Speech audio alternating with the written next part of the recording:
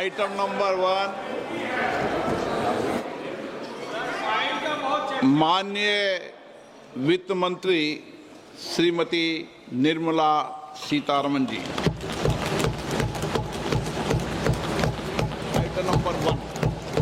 Item number 1. Sir, with your permission, I rise to lay on the table a copy each of the following papers, Hindi and English versions, under Article 281 of the Constitution, Report for 2026 to 2031, Volume 1, Main Report of the 16th Finance Commission. 2. Report for 2026-2031, Volume 2, Annexures of the 16th Finance Commission. Number 3, explanatory memorandum as to the action taken on the recommendations contained in the above report. Item number 2, माननीय वित्त मंत्री निर्मला सीतारमन जी।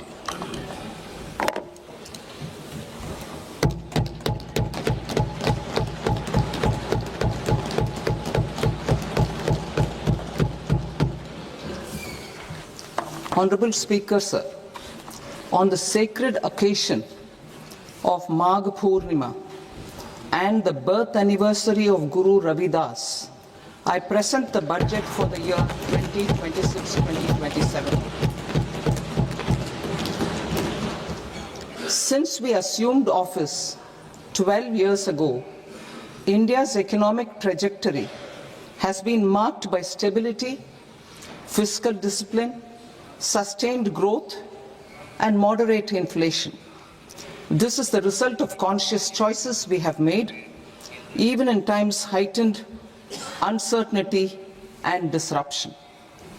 Our government, led by Honorable Prime Minister Modi, has decisively and consistently chosen action over ambivalence, reform over rhetoric, and people over populism. We have pursued far-reaching structural reforms, fiscal prudence and monetary stability, whilst maintaining a strong thrust on public investment. Keeping Atmanirbharta as a lodestar, we have built domestic manufacturing capacity, energy security, and reduced critical import dependencies. Simultaneously, we have ensured that citizens benefit from every action of the government, undertaking reforms to support employment generation, agricultural productivity, household purchasing power, and universal services to people. These measures have delivered a high growth rate of around 7% and helped us make substantial strides in poverty reduction and improvement in the lives of our people. Today, we face an external environment in which trade and multilateralism are imperiled and access to resources and supply chains are disrupted. New technologies are transforming production systems while sharply increasing demands on water, energy, and critical minerals. India will continue to take confident steps towards Vikasit Bharat, balancing ambition with inclusion. As a growing economy with expanding trade and capital needs, India must also remain deeply integrated with global markets, exporting more and attracting stable long-term investment. As I begin Part A, I want to express my gratitude to the people for standing firmly with us as we forge our way together towards becoming one of the largest economies of the world.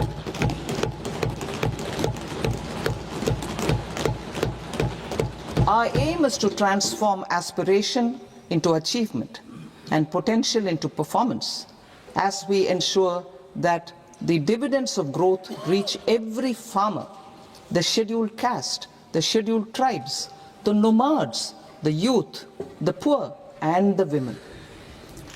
In Vikasit Bharat Young Leaders Dialogue 2026, several innovative ideas were shared with our Prime Minister, which have inspired many of the proposals, making this a unique Yuva Shakti-driven budget.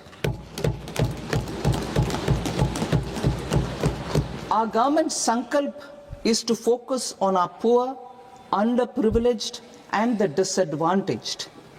To deliver on this sankalp, and given that this is the first budget prepared in Kartavya Bhavan, we are inspired by three Kartavya.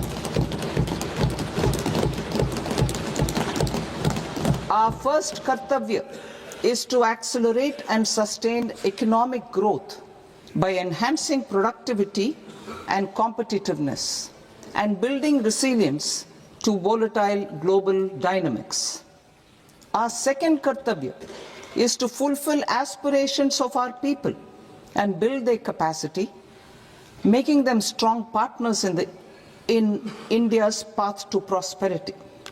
Our third Kartavya, aligned with our vision of Sabka Saath, Sabka Vikas, is to ensure that every family, community, region and sector has access to resources, amenities and opportunities for meaningful participation. This threefold approach requires a supportive ecosystem. The first requirement is to sustain the momentum of structural reforms, continuous, adaptive and forward-looking. Second, a robust and resilient financial sector is central to mobilizing savings, allocating capital efficiently and managing risks. Third, cutting-edge technologies, including AI applications, can serve us as force multipliers for better governance. Reform Express. Our government has undertaken comprehensive reforms towards creating employment, boosting productivity, and accelerating growth. After the Prime Minister's announcement on Independence Day in 2025, over 350 reforms have been rolled out. This includes GST simplification, notification of labor codes, and rationalization of mandatory quality control orders. High-level committees have been formed, and in parallel, the central government is working with the state governments on deregulation and reducing compliance requirements. The Reform Express is well on its way and will maintain its momentum to help us fulfill our Kartavya. I now move to specific proposals. Under our first Kartavya, to accelerate and sustain economic growth, I propose interventions in 6 areas. 1. Scaling up manufacturing in 7 strategic and frontier sectors. 2. Rejuvenating legacy industrial sectors. 3. Creating champion MSMEs. 4. Delivering a powerful push for infrastructure. 5. Ensuring long-term security and stability. And 6. Developing city economic regions. Scaling up of manufacturing in 7 strategic and frontier sectors. Biopharma Shakti, meaning biopharma strategy for health advancement through knowledge, technology and innovation. India's disease burden is observed to be shifting towards non-communicable diseases like diabetes, cancer and autoimmune disorders. Biologic medicines are key to longevity and quality of life at affordable costs. To develop India as a global biopharma manufacturing hub,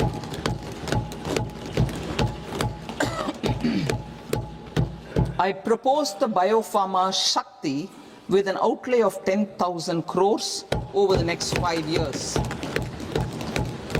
This will build the ecosystem for domestic production of biologics and biosimilars. The strategy will include a biopharma focused network with 3 new national institutes of pharmaceutical education and research, popularly known as NIPERS, and upgrading 7 existing ones. It will also create a network of 1,000 accredited India clinical trials sites. We propose to strengthen the Central Drug Standard Control Organization to meet global standards and approve timeframes through and approval timeframes through a dedicated scientific review cadre and specialists. India's semiconductor mission 1.0 expanded India's semiconductor sector capabilities. Building on this, we will launch ISM 2.0 to produce equipment and materials, design full-stack Indian IP, and fortify supply chains. We will also focus on industry-led research and training centers to develop technology and skilled workforce. The Electronics Components Manufacturing Scheme, launched in April 2025 with an outlay of 22,919 crores, already has investment commitments at double the targets. We propose to increase the outlay to 40,000 crores to capitalize on this momentum.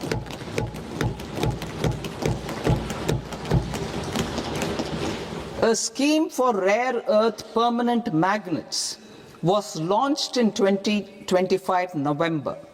We now propose to support the mineral-rich states of Odisha, Kerala, Andhra Pradesh and Tamil Nadu to establish dedicated rare earth corridors to promote mining, processing, research and manufacturing. To enhance domestic chemical production and reduction import dependency and reduce import dependency, we will launch a scheme to support states in establishing 3 dedicated chemical parks through challenge route on a cluster-based plug-and-play model. Strong capital goods.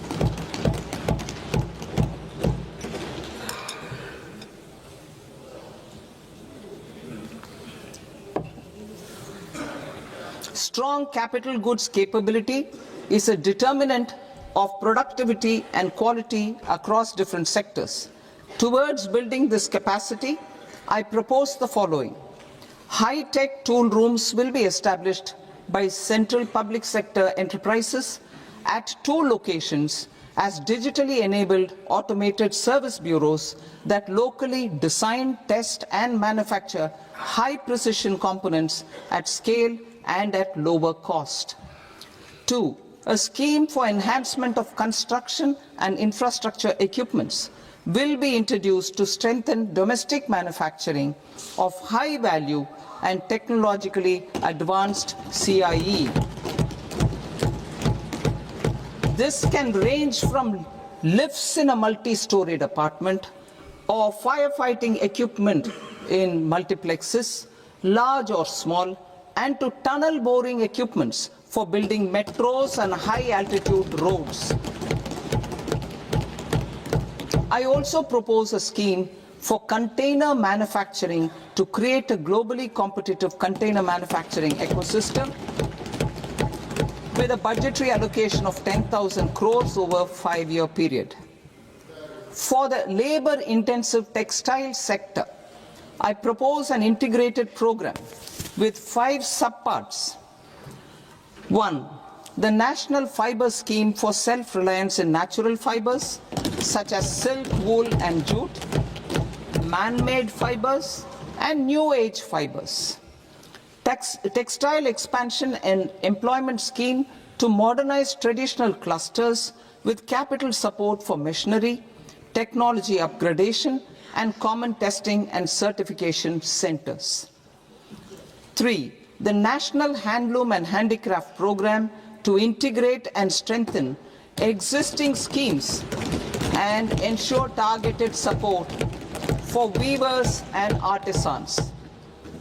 Tex Eco Initiative to promote globally competitive and sustainable textiles and apparels. Samarth 2.0 to modernize the upgrade the textile skilling ecosystem through collaboration with industry and academic institutions. Further, I propose to set up mega textile parks in challenge mode. They can also focus on bringing value addition to technical textiles. I propose to launch the Mahatma Gandhi Gram Swaraj initiative to strengthen khadi, handloom and handicrafts. This will help in global market linkage and branding. It will streamline and support training, skilling, quality of process and production. This will benefit our weavers, village industries, one district, one product ODOP initiative, and also our rural youth.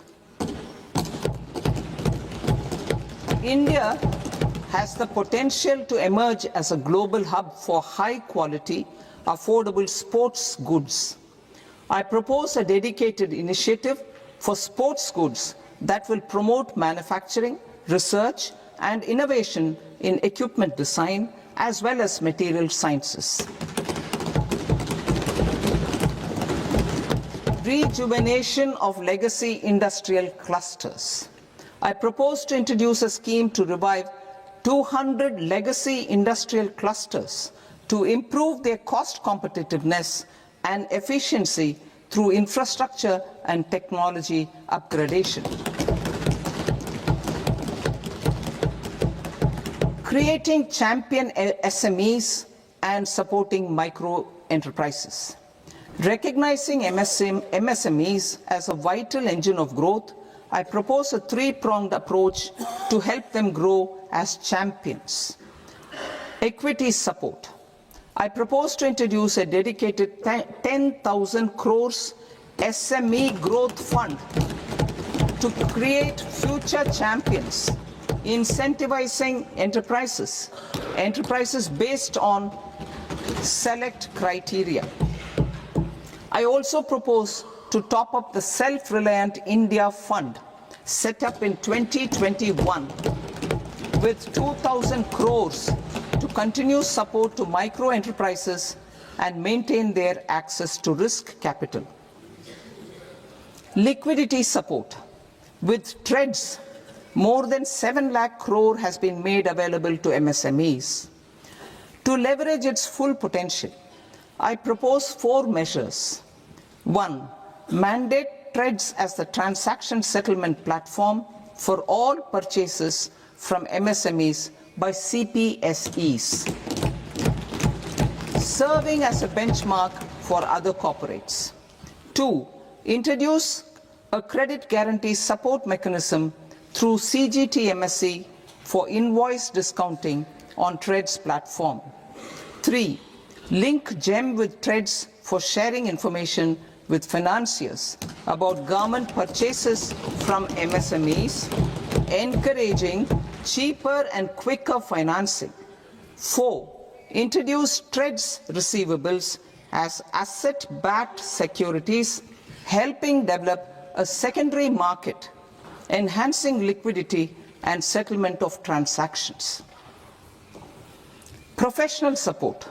Government will facilitate professional institutions such as the ICAI, ICSI, ICMAI to design short-term modular courses and practical tools to develop a cadre of corporate mitras, especially in Tier 2 and Tier 3 towns. These accredited para-professionals will help MSMEs meet compliance requirements at affordable costs. Infrastructure. During this past decade, our government has undertaken several initiatives for large-scale enhancement of public infrastructure, including through new financing instruments such as Infrastructure Investment Trust (InvITs) and Real Estate Investment Trust (REITs), and institutions like NIIF and NABFID. We shall continue to focus on developing infrastructure in cities with over 5 lakh population, that is Tier 2, Tier 3 cities, which have expanded to become growth centers. Public capital expenditure has increased manifold from 2 lakh crore in 2014-15 to an allocation of 11.2 lakh crore in BE 25-26. In this coming year, that is financial year 2026-27, I propose to increase it to 12.2 lakh crores to continue the momentum.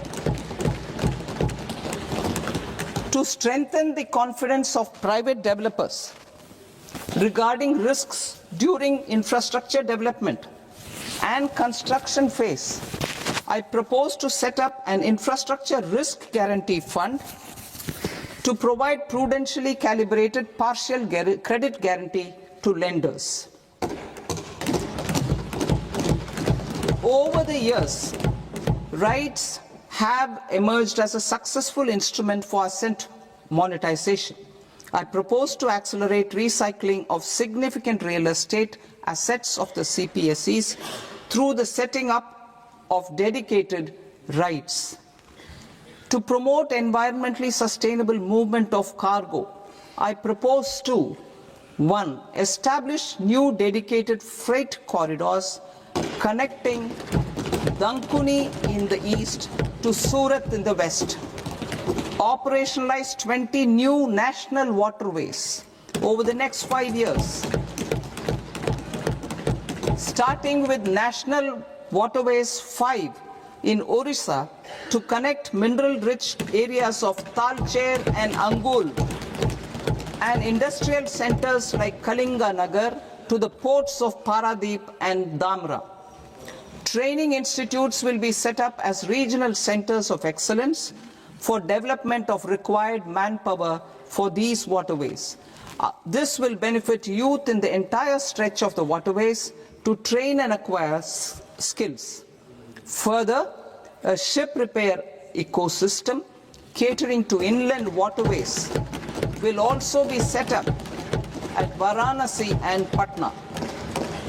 And C, launch a coastal cargo promotion scheme for incentivizing a modal shift from rail to road to increase the share of inland waterways and coastal shipping from 6% to 12% by 2047. To enhance last mile and remote connectivity and promote tourism, I propose to give incentives to indigenize manufacturing of seaplanes. A seaplane VGF scheme will be also introduced to provide support for operations. Carbon capture, utilization and storage.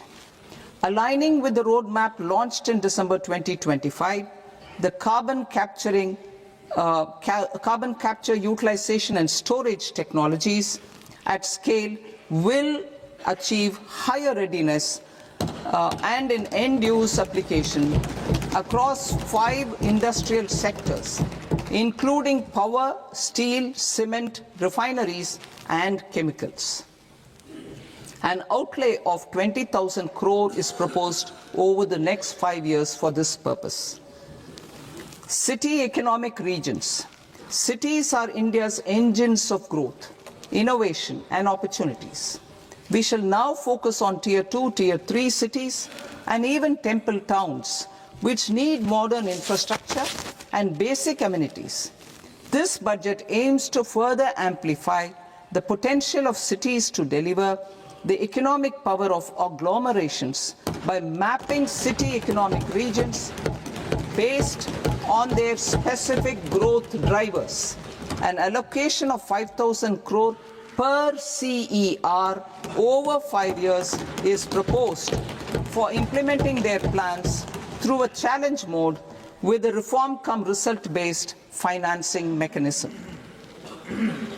In order to promote environmentally sustainable passenger systems, we will develop 7 high-speed rail corridors between cities as growth connectors, namely Mumbai to Pune, Pune to Hyderabad, Hyderabad to Bengaluru, Hyderabad to Chennai, Chennai to Bengaluru, Delhi to Varanasi, Varanasi to Siliguri.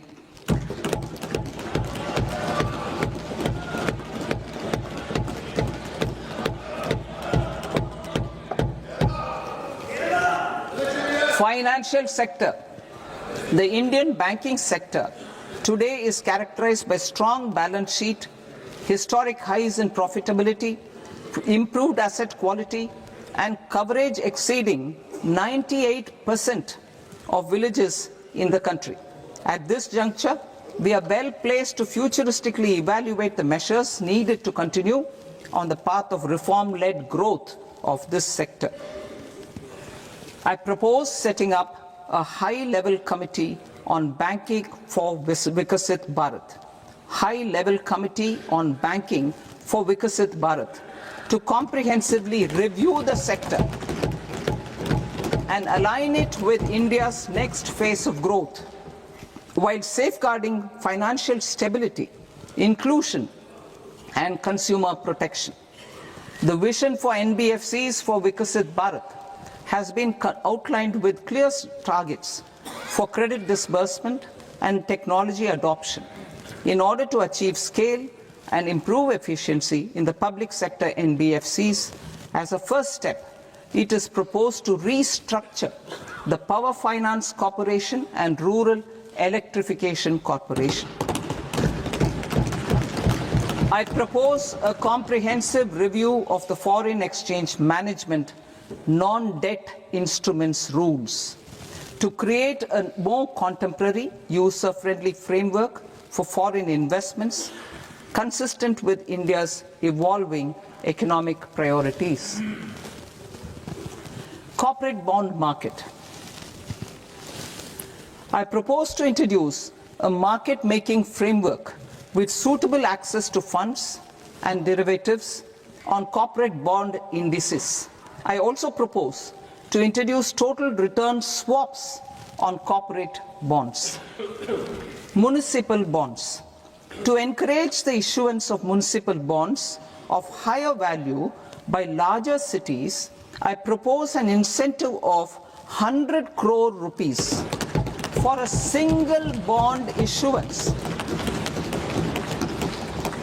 100 crore rupees for a single bond issuance of more than 1,000 crore. The current scheme under Amrit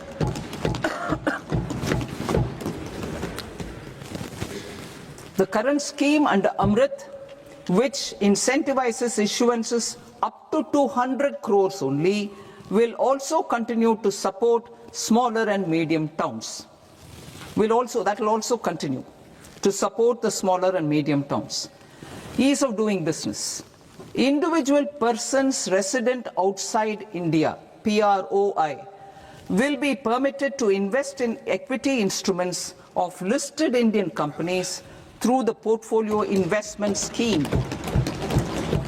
It is also proposed to increase the investment limit for an individual PROI under the scheme from 5% to 10%, with an overall investment limit for all individual PROIs to 24% from the current 10%.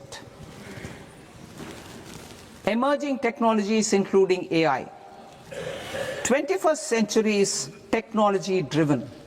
Adoption of technology is for the benefit of all people. Farmers in the field, women in STEM, youth keen to upskill, and Divyangjan to access newer opportunities. The government has taken several steps to support new technologies through AI Mission, National Quantum Mission, Anusandhan National Research Fund, and Research and Development and Innovation Fund.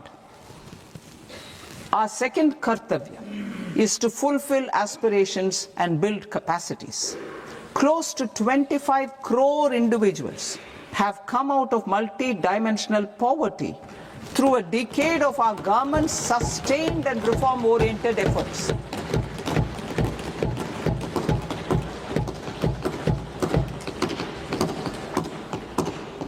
Our government has therefore decided to place a renewed emphasis on the service sector to provide a pathway to fulfilling aspirations of a youthful India with the following measures.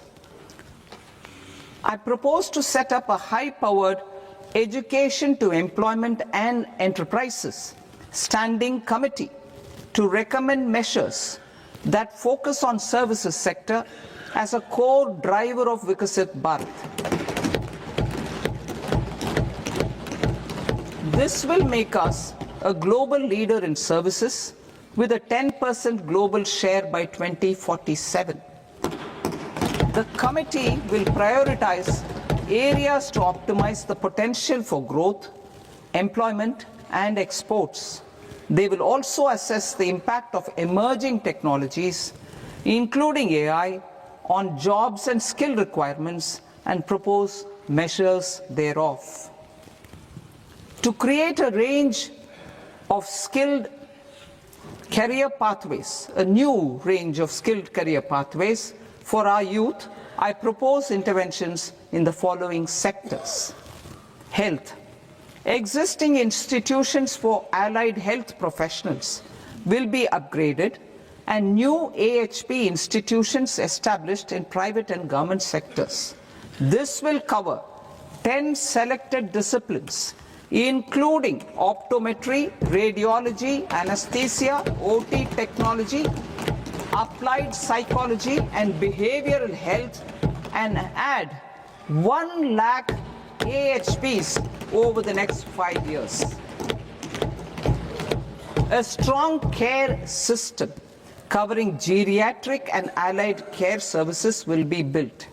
A variety of NSQF aligned programs will be developed to train multi-skilled caregivers, combining core care and allied skills such as wellness, yoga, and operation of medical assistive devices. In the coming year, 1.5 lakh caregivers will be trained.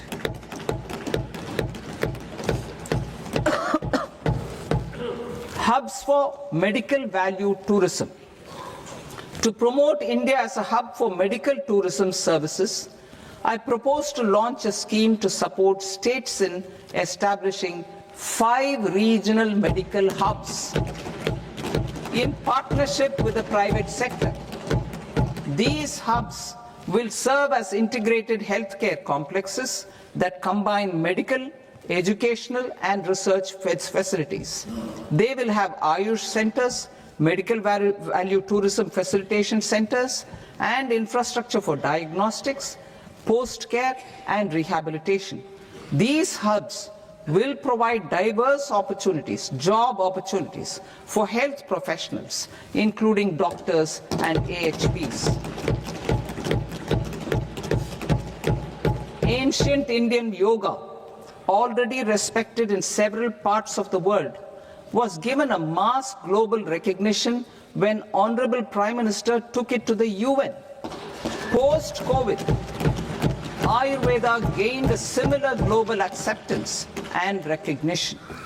Exporting quality Ayurveda products helps farmers who grow the herbs and youth who process the products. To meet growing global demand, a few more steps are being taken. I propose to 1. Set up 3 new All India Institutes of Ayurveda. 2. Upgrade Ayush pharmacies and drug testing labs for higher standards of certification ecosystem and make available more skilled personnel. 3. Upgrade the WHO Global Traditional Medicine Center in Jamnagar to bolster evidence-based research, training, and awareness for traditional medicine. Animal husbandry. Livestock contributes to close to 16% of farm income, including of poor and marginal households. To scale up availability of veterinary professionals by more than 20,000, I propose to roll out a loan-linked capital subsidy support scheme for establishment of veterinary and para-veterinary colleges, veterinary hospitals, diagnostic laboratories, and breeding facilities in private sector. Collaboration between Indian and foreign institutions will also be facilitated. Orange economy.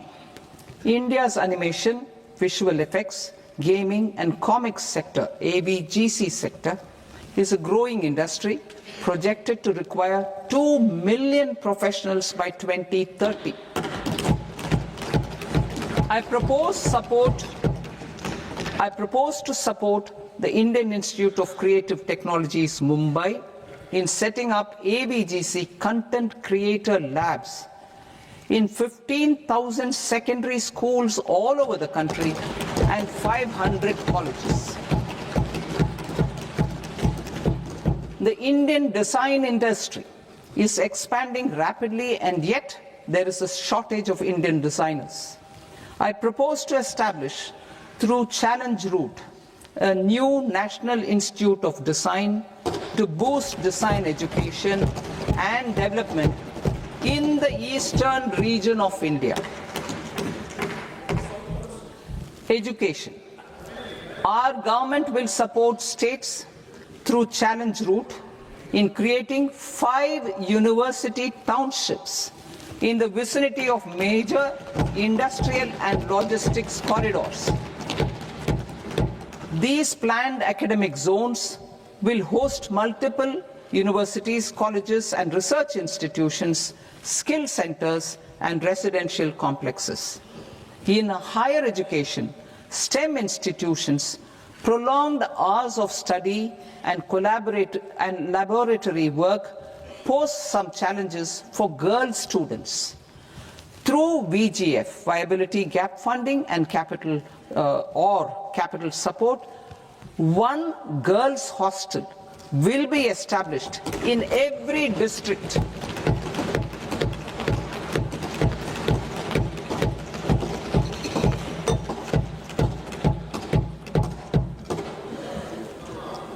To promote astrophysics and astronomy via immersive experiences, 4 telescope infrastructure facilities will be set up or upgraded.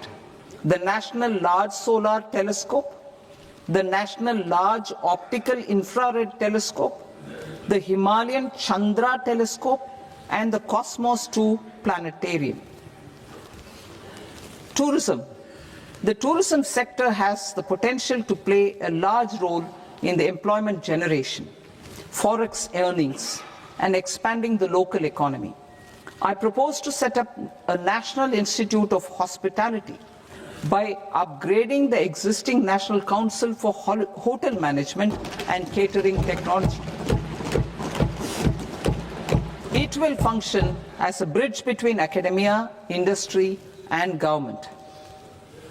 I also propose a pilot scheme for upskilling 10,000 guides in 20 iconic tourist sites through a standardized, high-quality, 12-week training course in hybrid mode in collaboration with the Indian Institute of Management.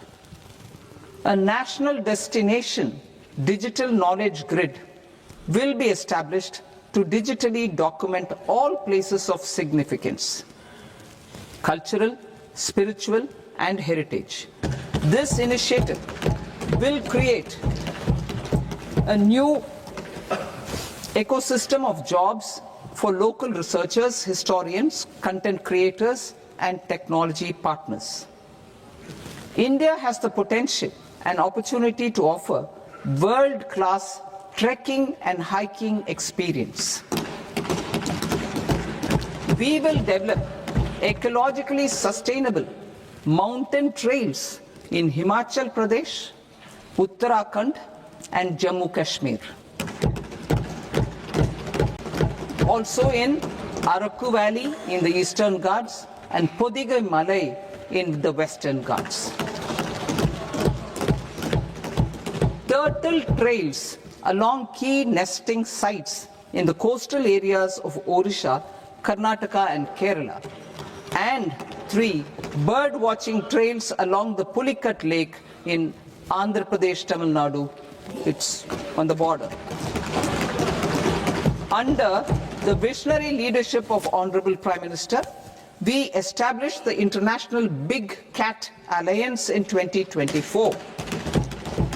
This year, India is hosting the first ever Global Big Cat Summit, where heads of governments and ministers from 95 range countries will deliberate on collective strategies for conservation. Heritage and culture tourism. I propose to develop 15 archaeological sites, including Lothal, Dolavira, Rakhi-Gadi, Adichanallur, Saranath, Hastinapur, and Leh Palace into vibrant experiential cultural destinations. Excavated landscapes will be open to the public through curated walkways. Immersive storytelling skills and technologies will be introduced to help conservation labs, interpretation centers, and guides. The sports sector provides multiple means of employment, skilling, and job opportunities. Taking forward the systematic nurturing of sports talent which is set in motion through the Khelo India program earlier, I propose to launch a Khelo India mission to transform the sports sector over the next decade.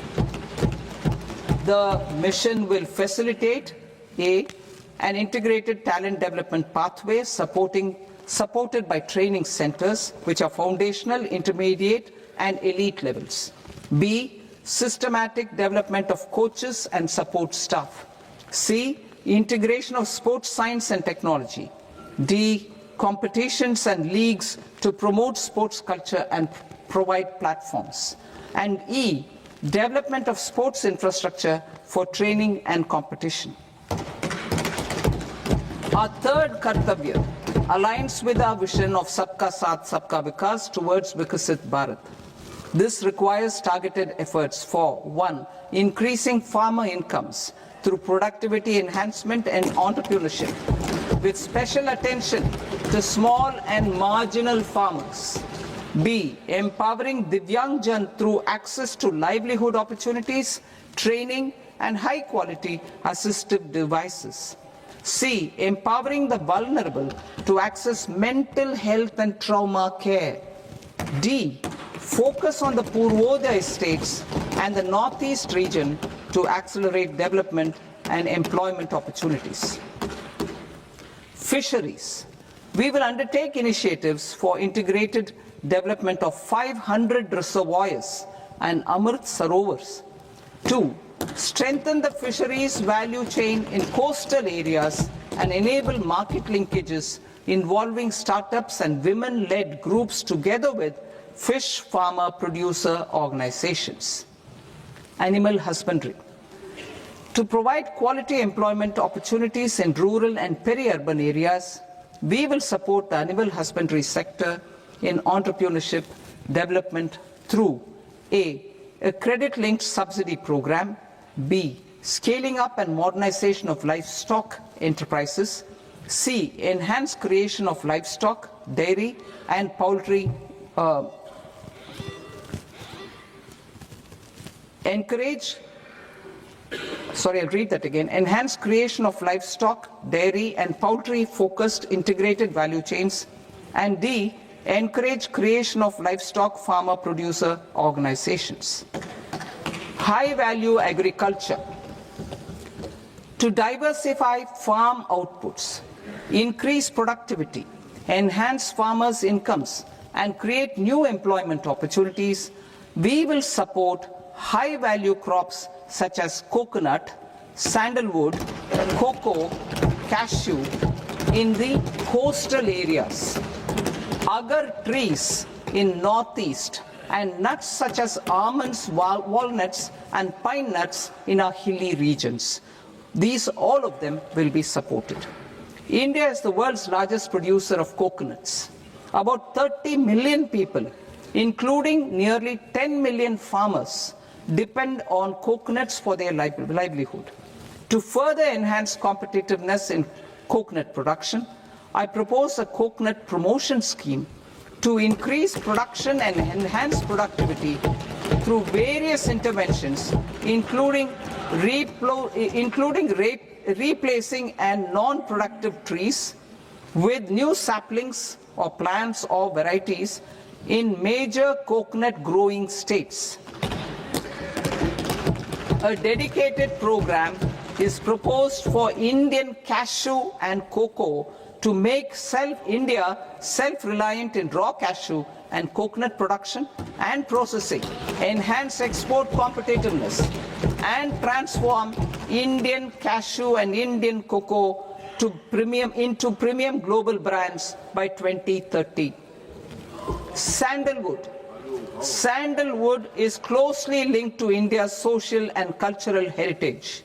Our government will partner with state governments to promote focused cultivation and post-harvest processing to restore the glory of the Indian sandalwood ecosystem, to rejuvenate old, low-yielding orchards and expand high-density cultivation of walnuts, almonds, and pine nuts. We will support a dedicated program to enhance farmer incomes and in bringing value addition by engaging youth.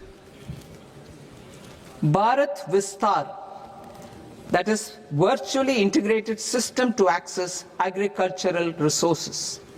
I propose to launch Bharat Vistar, a multilingual AI tool that shall integrate the AgriStack portals and the ICAR package on agricultural practices with AI systems. This will enhance farm productivity, enable better decisions for farmers, and reduce risk by providing customized advisory support. She Marts for rural women-led enterprises. Building on the success of Lakpati Didi program, I propose to help women take the next step from credit-linked livelihoods to being owners of enterprises. Self-help entrepreneur, She Marts will be set up as community-owned retail outlets within the cluster-level federations through enhanced and innovative financing instruments. Empowering Divyangjan. Divyangjan Kaushal Yojana. Information technology, AVGC sectors, hospitality and food and beverages sectors often offer task-oriented and process-driven roles which are suitable for Divyangjan. We will ensure dignified livelihood opportunities through industry-relevant and customized training specific to each Divyangjan group. Divyang Sahara Yojana. Timely access to high-quality assistive devices for all eligible Divyangjan is a fundamental need.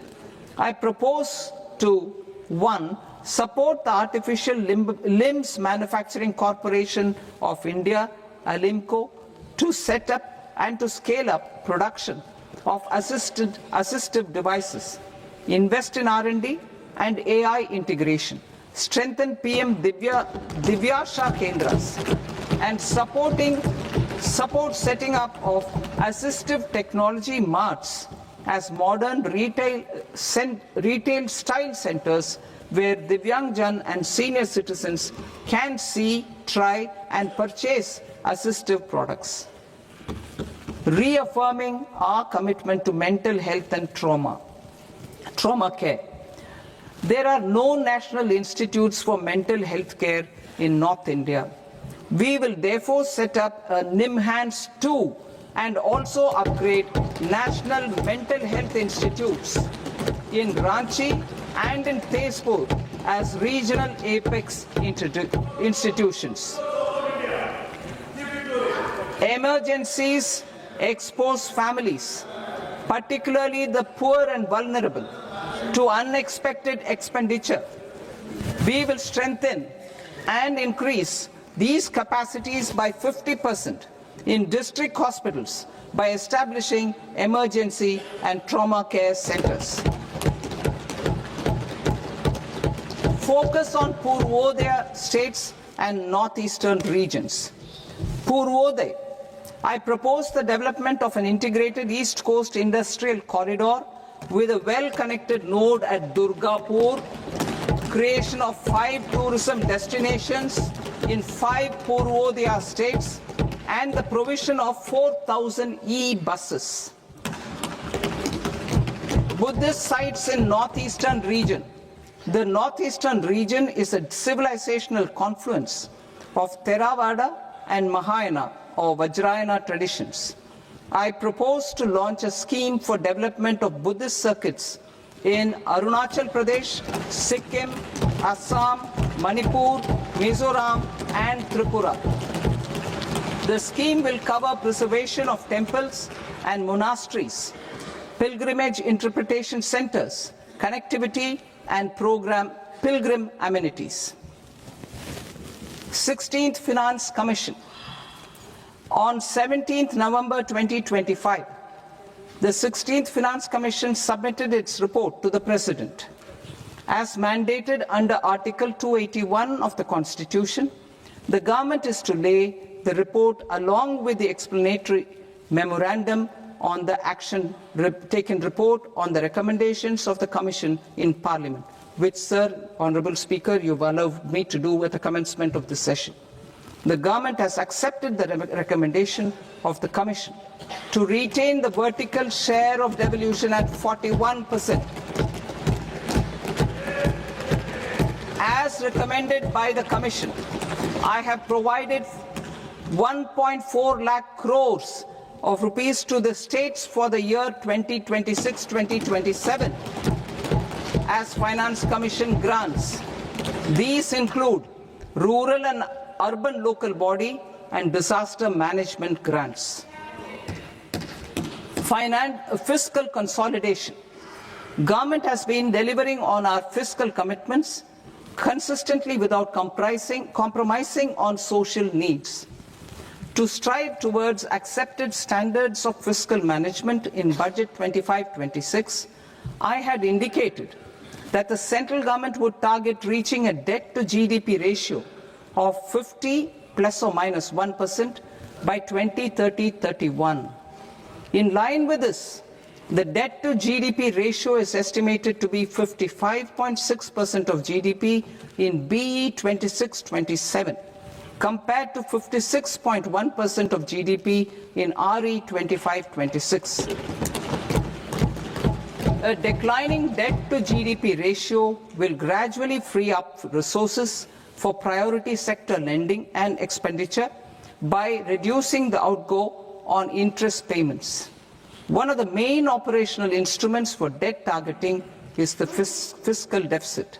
I am happy to inform this august House that I fulfilled my commitment made in 2021-2022 to reduce fiscal deficit below 4.5% of GDP by 25-26. In RE 25-26, the fiscal deficit has been estimated at par with BE of 2025-26 at 4.4% of GDP. In line with the new fiscal prudence path of debt consolidation, the fiscal deficit in BE 26-27 is estimated to be 4.3% of the GDP.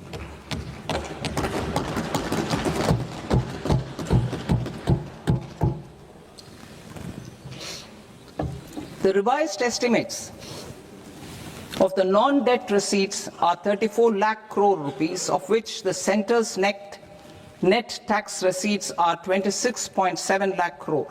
The revised estimate of the total expenditure is 49.6 lakh crore rupees, of which the capital expenditure is about 11 lakh crores. Budget estimates 2026 to 2027.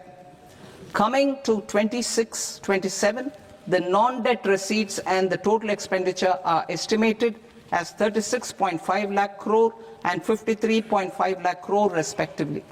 The centre's net tax receipts are estimated at 28.7 lakh crore rupees. To finance the fiscal deficit, the net market borrowings from dated securities are estimated at 11.7 lakh crore rupees. The balance financing is expected to come from small savings and other sources. The gross market borrowings are estimated at 17.2 lakh crore rupees. I'll now move to Part B. Part B, direct taxes.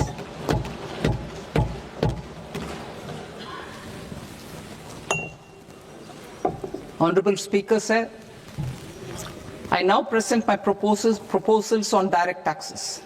New Income Tax Act.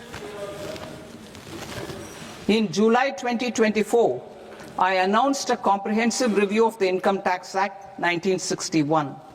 This was completed in a record time, and the Income Tax Act 2025 will come into effect from 1st April 2026. The simplified income tax rules and forms will be notified shortly, giving adequate time to taxpayers to acquaint themselves with its requirements. The forms have been redesigned such that ordinary citizens can comply without difficulty. Ease of living. I propose that any interest awarded by the Motor Accident Claims Tribunal to a natural person will be exempt from income tax, and any TDS on this account will be done away with.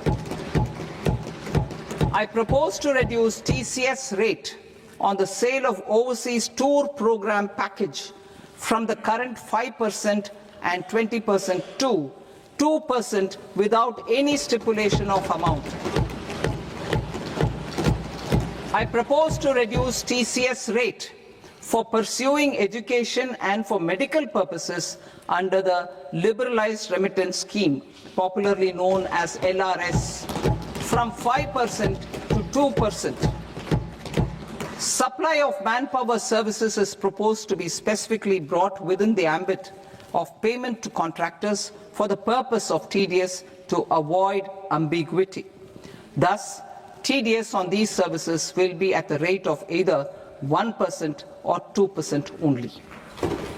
I propose a scheme for small taxpayers, wherein a rule-based automated process will enable obtaining a lower or nil deduction certificate instead of filing an application with the assessing officer. For the ease of taxpayer holding securities in multiple companies, I propose to enable depositories to accept Form 15G or Form 15H from the investor and provide it directly to various relevant companies. I propose to extend time available for revising returns from 31st December to up to 31st March with the payment of a nominal fee. I also propose to stagger the timeline for filing of tax returns. Individuals with ITR 1 and ITR 2 returns will continue to file till 31st July, and non-audit business cases or trusts are proposed to be allowed time till 31st August. TDS on sale of immovable property by a non-resident is proposed to be deducted and deposited through resident buyers and his or her PAN-based challan instead of requiring a TAN, which is a temporary accounting number. To address practical issues of small taxpayers like students, young professionals, tech employees, relocated NRIs, and such others, I propose to introduce a one-time 6-month foreign asset disclosure scheme for these taxpayers to disclose income or assets below a certain size. This scheme would be applicable for two categories of taxpayers, namely A, who did not disclose their overseas income or assets, and B, who disclosed their overseas income and or paid due tax but could not declare the asset acquired. For category A, the limit of undisclosed income or asset is proposed to be up to 1 crore rupees. They need to pay 30% of fair market value of asset or 30% of undisclosed income as tax and 30% as additional income tax in lieu of penalty and would thereby get immunity from prosecution. For category B, asset value is proposed to be up to 5 crore rupees. Here, immunity from both penalty and prosecution will be available with a payment of fee of 1 lakh rupees. Rationalizing penalty and prosecution. Multiplicity of proceedings are hindrance to the ease of doing business. I propose to integrate assessment and penalty proceedings by way of a common order for both. There will be no interest liability on the taxpayer on the penalty amount for the period of appeal before the first appellate authority, irrespective of the outcome of appeal process. Further, quantum of prepayment is being reduced from 20% to 10% and will continue to be calculated only on core tax demand. As an additional measure for reducing litigation, I propose to allow taxpayers to update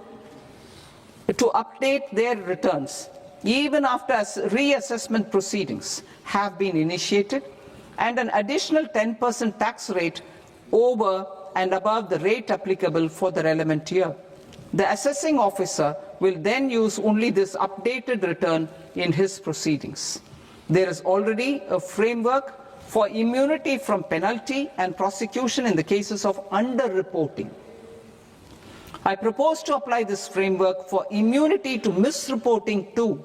However, in such a case, the taxpayer will need to pay 100% of the tax amount as an additional income tax over and above the tax and interest due. Penalties for certain technical defaults, such as failure to get accounts audited, non-furnishing of transfer pricing audit report, and default in furnishing statement for financial transactions are proposed to be converted into fee.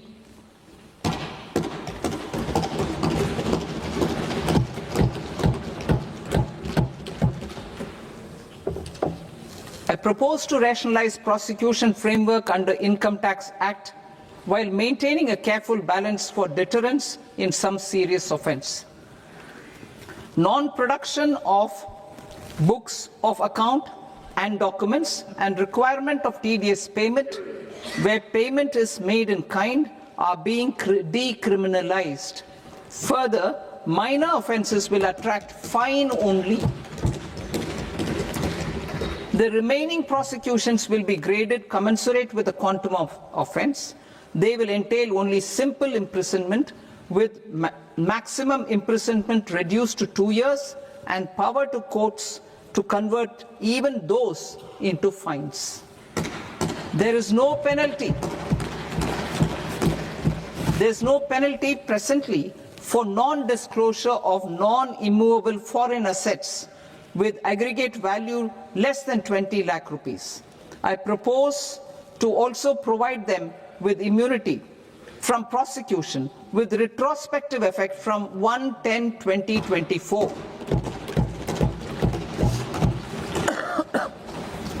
Cooperatives. Deduction is already allowed to a primary cooperative society engaged in supplying milk, oilseeds, fruits or vegetables raised or grown by its members.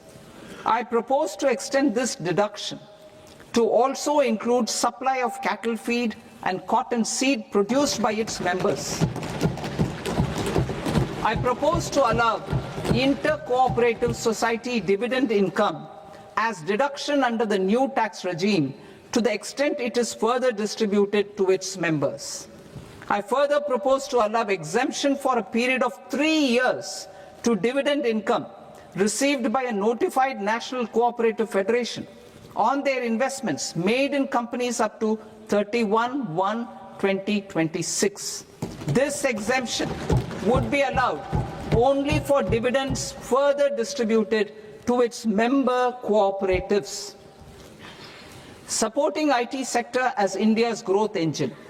India is a global leader in software development services, IT-enabled services, knowledge process outsourcing services, and contract R&D services relating to software development.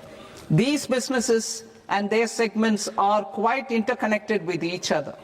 All these services are proposed to be clubbed under a single category of information technology services with a common safe harbor margin of 15.5% applicable to all.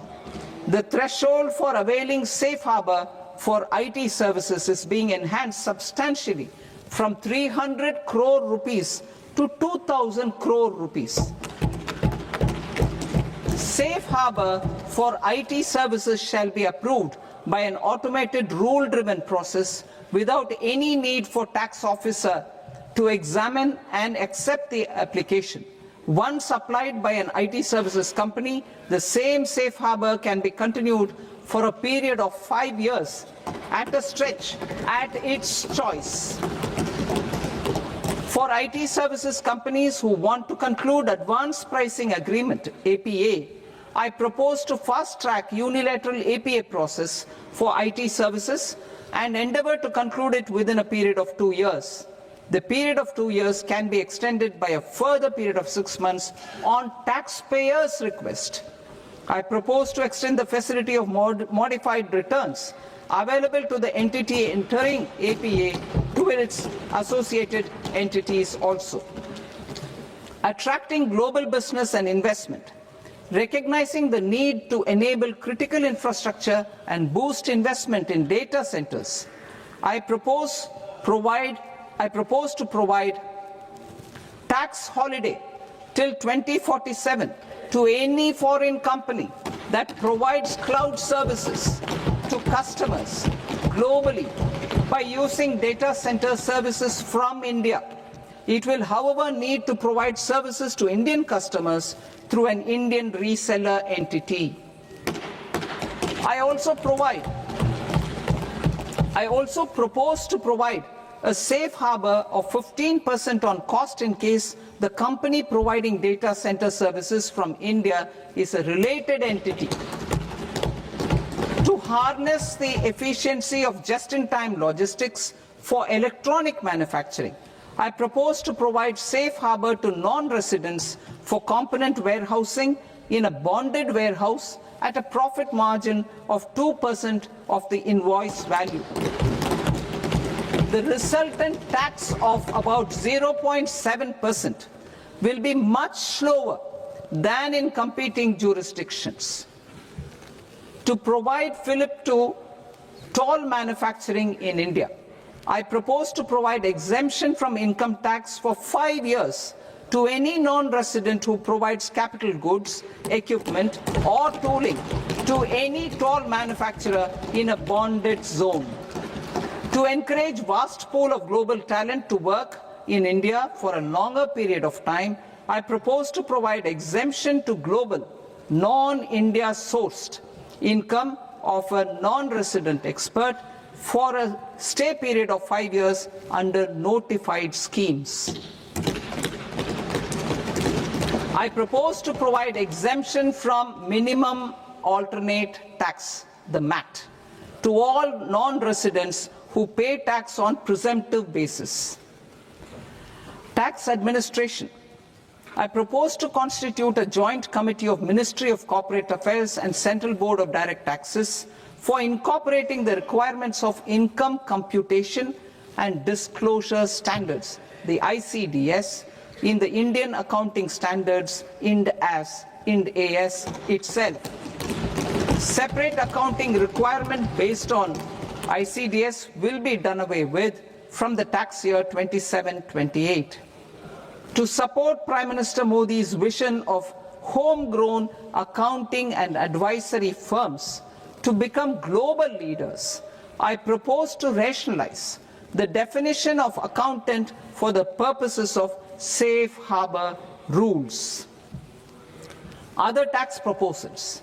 Change in taxation of buyback was brought in to address the improper use of buyback route by promoters. In the interest of minority shareholders, I propose to tax buyback for all types of shareholders as capital gains. However, to disincentivize misuse of tax arbitrage, promoters will pay an additional buyback tax. This will make effective tax 22% for corporate promoters. For non-corporate promoters, the effective tax will be 30%. TCS rate for sellers of specific goods, namely alcoholic liquor, scrap and minerals, will be rationalized to 2%, and that on tendu leaves will be reduced from 5% to 2%. I propose to raise the STT on futures to 0.05% from the present 0.02%. STT on options premium and exercise of options are both proposed to be raised to 0.15% from the present rate of 0.1% and 0.125% respectively.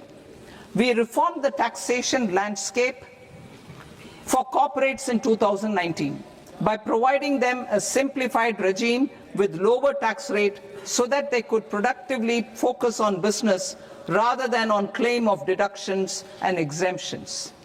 To encourage companies to shift to the new regime, set-off of brought forward MAT credit, minimum alternate tax credit, is proposed to be allowed to companies only in the new regime. Set-off using available MAT credit is proposed to be allowed to an extent of 1/4 of the tax liability in the new regime. MAT is proposed to be made final tax, so there will be no further credit accumulation from 1st April 2026. In line with this change, the rate of final tax is being reduced to 14% from the current MAT rate of 15%. The brought forward MAT credit of taxpayers accumulated till 30th March 2026 will continue to be available to them for set-off as above. Indirect taxes. I shall now take up proposals related to indirect taxes. My proposals for customs and central excise aim to further simplify the tariff structure, support domestic manufacturing, promote export competitiveness, and correct inversion in duty. To continue weeding out long-continuing customs duty exemptions, I propose to remove certain exemptions on items which are being manufactured in India or where the imports are negligible. Similarly, to further simplify the process of ascertaining the rate of duty applicable on a particular item, I propose to incorporate certain effective rates in various customs notifications to the tariff schedule itself. I shall now take up sector-specific proposals. Promotion of exports of marine, leather, and textile products. I propose to increase the limit for duty-free imports of specified inputs used for processing seafoods for export from the current 1% to 3% of FOB value of the previous year's export turnover.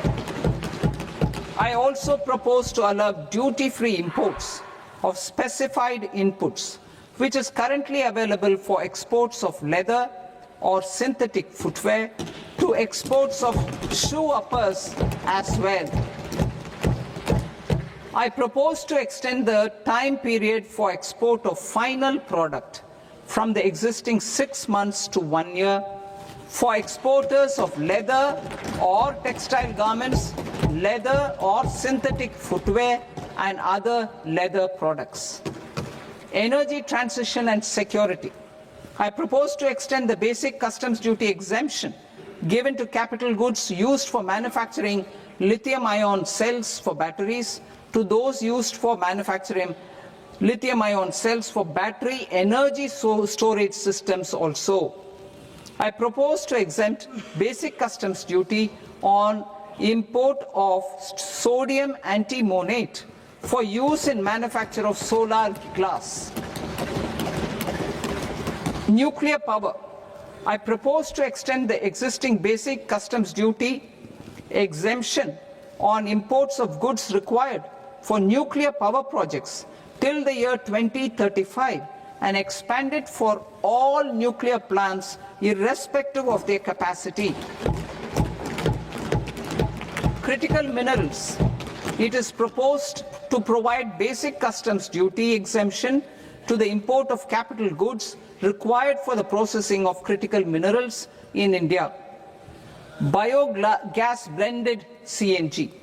I propose to exclude the entire value of biogas while calculating the central excise duty payable on biogas blended CNG.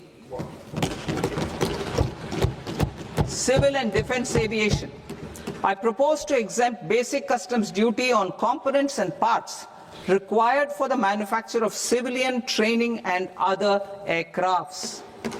It is proposed to exempt basic customs duty on raw materials imported for the manufacture of parts of aircraft to be used in maintenance, repair, or overall requirements by units in the defense sector.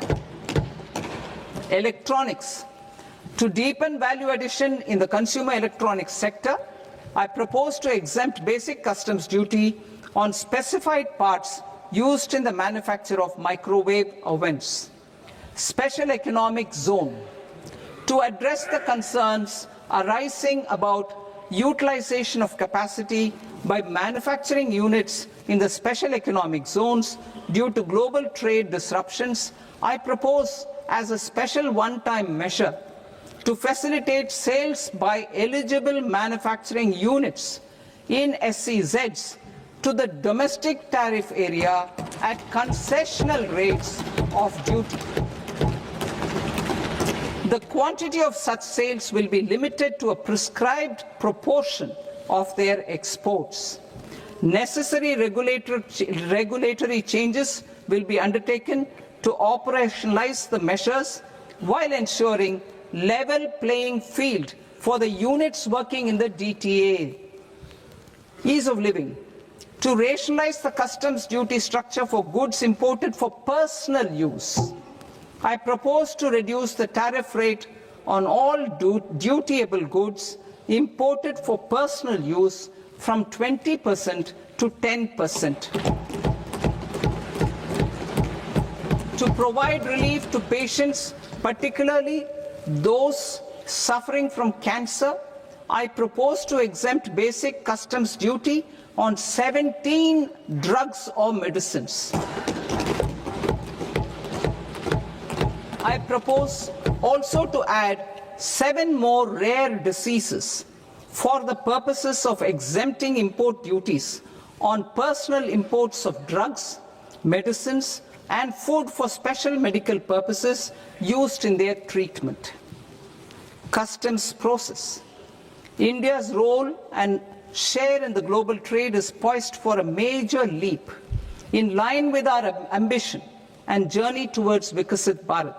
In this regard, I propose many measures for custom processes to have minimal intervention for smoother and faster movement of goods and greater certainty to the trade.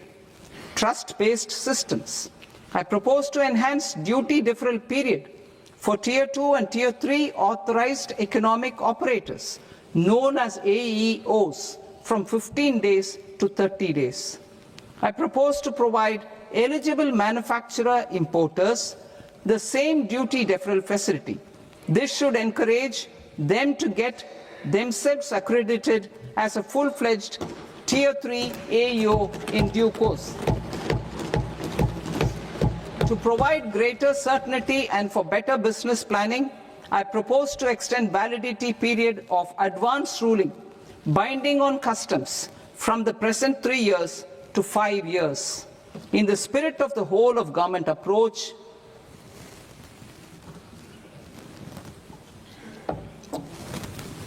government agencies will be encouraged to leverage AEO accreditation for preferential treatment in clearing their cargo.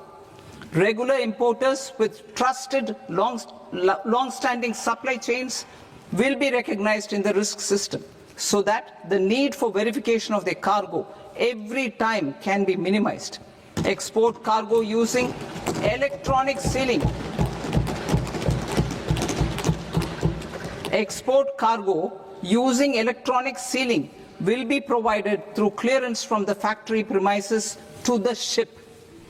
For import of goods not needing any compliance, filing of bill of entry by a trusted importer and arrival of goods will automatically notify customs for completing their clearance formalities.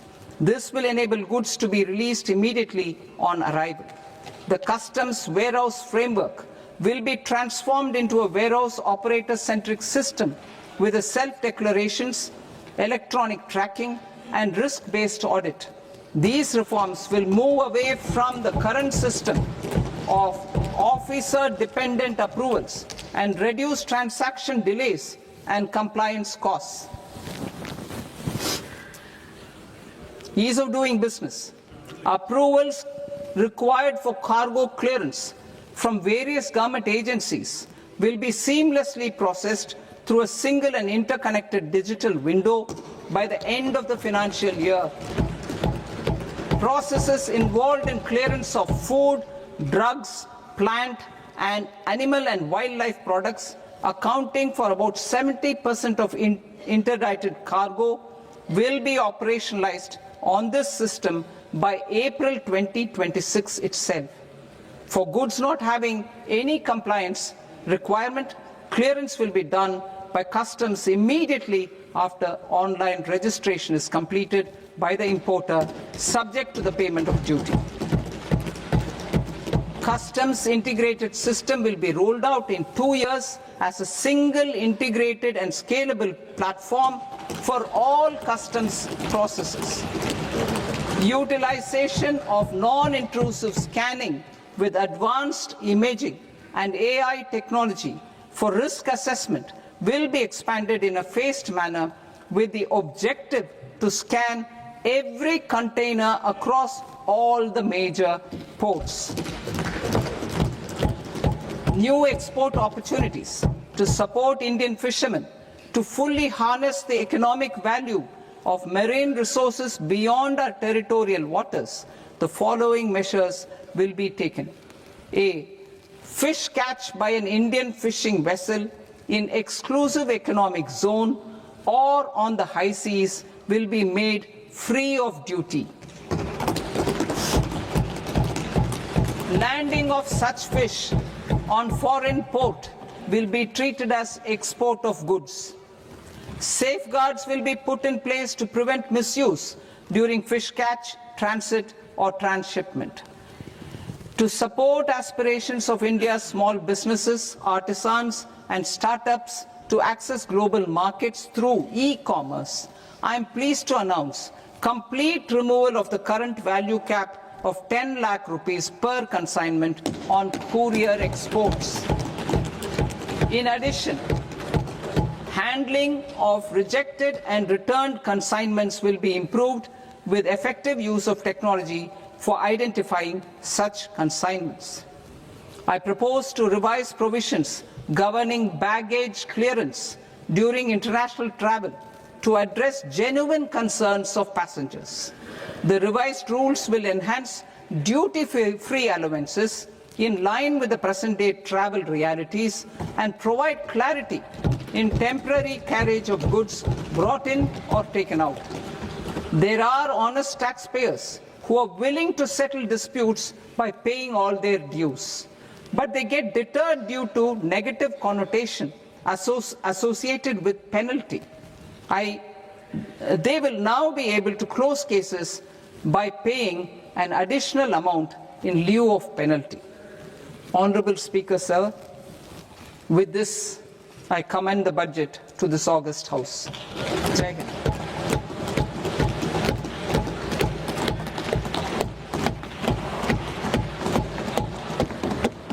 One and a half hours. Item number 3 माननीय वित्त मंत्री जी।